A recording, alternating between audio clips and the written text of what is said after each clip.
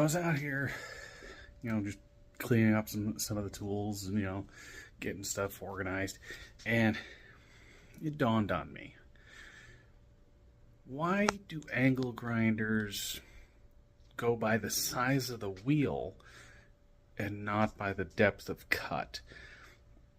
What I mean is, if you have a 4.5-inch grinder, you have 3/4 of an inch cutting surface because,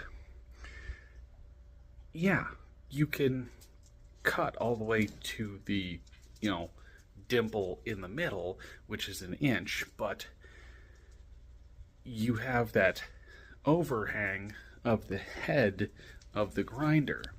So your grinder is actually an inch grinder. Why?